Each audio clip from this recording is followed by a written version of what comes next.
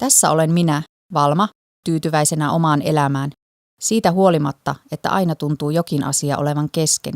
Mutta se tunne, että tästä se lähtee. Aina kaikki ei ole ollut näin selvää. Koulu meni ihan hyvin. Tai no, en mä mikään tähtioppilas ollut, mutta kuitenkin. Tunsin, että olin riittävän hyvä, että ne ovet olisi auki sitten kun pitää valintoja tehdä. No isälle oli ihan selvää, että menisin rakennusalalle. Totta kai, alan yrittäjä kun on. Isä on hyvä tyyppi, vaikka onkin välillä vähän yksinkertainen näissä asioissa. Mutta ei se rakennusala ole ihan mun juttu, vaikka olen siellä usein isän apulaisena ollutkin. Opo ehdotti mulle kaupallista alaa, varmaan siksi, että olin yhden kesän töissä kaupassa, ja olihan se kivaa.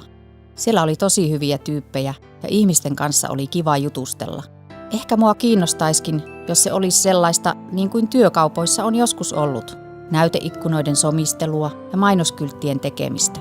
Sellaista vähän luovempaa. Ehkä en vaan tiedä siitä tarpeeksi.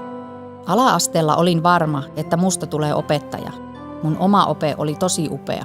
Sellainen reilu, mutta kun olin vähän kasvanut, niin aloin vähän epäröimään. Onko musta sittenkään siihen? Tai haluunko sitä? Miten se olikin niin vaikeata? Mahdollisuuksia tuntui olevan niin paljon, ja kuitenkin niitä oli niin vähän. Pakollisen välivuoden jälkeen mä sain kutsun TE-toimistoon. Mulle juteltiin jostain nuorisotakuusta. Se ei aluksi kuulostanut hyvältä. Ajattelin, että taasko ne patistaa mua jonnekin, johon en haluaisi. Että on vaan pakko mennä jonnekin. Mutta mua alkoi vähän kiinnostamaan, kun se puhui työpajoista.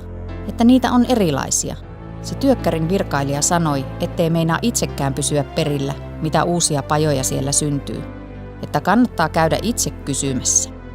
No sinnehän mä sit laitoin sähköpostia. Ajattelin, että se on helpointa. Kysyin vaan, että olisiko mulle jotain, jossa saa luoda jotain uutta. Ne pyysi juttusille ja kyselivät, että mitä mä eniten haluaisin tehdä. No mä kerroin ja ne alkoi ehdottelemaan niiden uutta pajaa, virtuaamua. En ollut ennen kuullutkaan, mutta kun ne sanoi, että se on virtuaalimuotoilua, niin mua alkoi kiinnostamaan. No sinnehän mä sitten menin. Mulle oli yllätys, ettei se ollutkaan pelkkää puuhastelua. Vaikka me kaikki oltiin ihan noviseja, niin kaikki oli kuitenkin samassa tilanteessa. Osattiin jotain, haluttiin jotain ja nyt meidän piti toimia tiiminä. Mutta se oli aika mahtavaa. Me saatiin oikeita juttuja työstettäväksi. Me tehtiin niitä yhdessä, jaettiin työt. Tunsin, miten tärkeää on tehdä se oma juttunsa, mutta niin, että muutkin siitä hyötyy. Ja oli se aika upeeta, kun asiakas oikeasti kehui omaa tekemistä. Sitä kun itse ajatteli, niin enhän mä osaa mitään erityistä, mutta että osasin, ja siinä oppi koko ajan lisää. No siellä pajalla juteltiin paljon muidenkin kanssa, ihan tulevaisuudesta, kouluista ja niin edelleen. Mä sain vinkkejä ohjaajilta, että kenen luona mun kannattaisi käydä, ja kyllä se kaikki teki sen, että mä olin aina vaan varmempi. Nyt mä opiskelen teollista muotoilua. En mä päässyt sinne ekalla sisään, mutta mä sain neuvontaa koulutustietopalvelusta ja netistäkin, miten saa lisäpisteitä. Tää tuntuu omalta.